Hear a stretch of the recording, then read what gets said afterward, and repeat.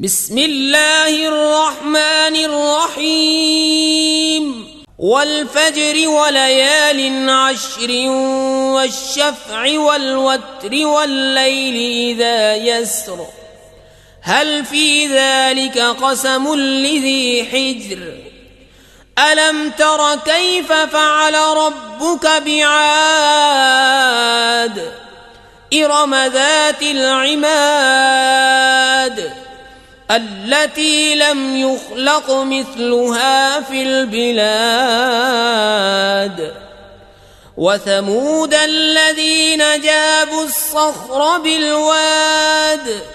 وفرعون ذي الأوتاد الذين طغوا في البلاد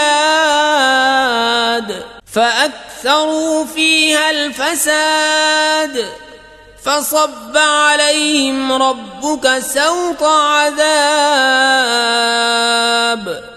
إن ربك لبالمرصاد فأما الإنسان إذا ما ابتلاه ربه فأكرمه ونعمه فيقول ربي أكرمن وأما إذا ما ابتلاه فقدر عليه رزقه فيقول ربي أهانن كلا بل لا تكرمون اليتيم ولا تحاضون على طعام المسكين وتأكلون التراث أكلا لما وتحبون المال حبا جما كلا إذا دكت الأرض دكا دكا وجاء ربك والملك صفا صفا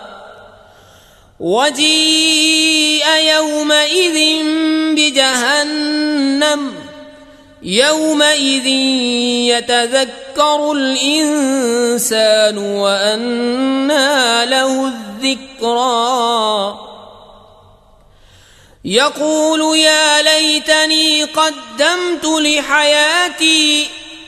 فيومئذ لا يعذب عذابه أحد ولا يوثق وثاقه أحد